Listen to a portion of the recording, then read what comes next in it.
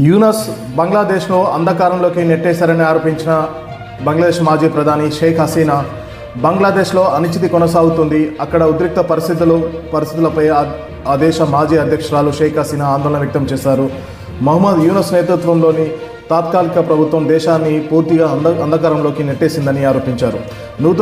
నూతన సంవత్సరం వేడుకల్లో బంగ్లాదేశ్ ప్రజలను ఉద్దేశిస్తూ ఆమె సందేశాన్ని విడుదల చేశారు.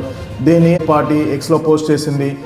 దేశాన్ని నాశనం చేసేయడానికి కుట్రలు పడిన వారి ముఖాలు బహిర్గతమయ్యాయని, అక్రమ దోపిడీదారులు దేశ ప్రజలను బందీలుగా చేసుకున్నారని, యూనస్ నేతృత్వంలోని తాత్కాలిక ప్రభుత్వం అపరిమిత అవినీతి వ్యక్తిగత ప్రయోజనాల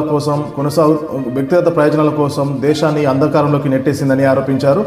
విదేశీ పెట్టుబడిదారులు అభద్రతా భావం కొనసాగుతున్న నేపథ్యంలో దేశ ఆర్థిక వ్యవస్థ కుప్పకూలిపోయిందని, పరిస్థితులు మరింత దిగజారకుండా జాగ్రత్త పడాలని సూచించారు. కొత్త సంవత్సరాన్ని స్వాగతిస్తున్న నేపథ్యంలో దేశాన్ని రక్షించుకునేందుకు బంగ్లాదేశ్ ప్రజలంతా ఐక్యంగా ఉండాలని బంగ్లాదేశ్ ప్రజలకు సూచించారు. ప్రస్తుతం ఏ దేశం కూడా బంగ్లాదేశ్ ప్రజలను గౌరవంగా చూడడం లేదన్నారు. గతంలో తమ పార్టీ అధికారంలో ఉన్నప్పుడు ప్రజలంతా కలిసిమెలిసి జీవించేవారు.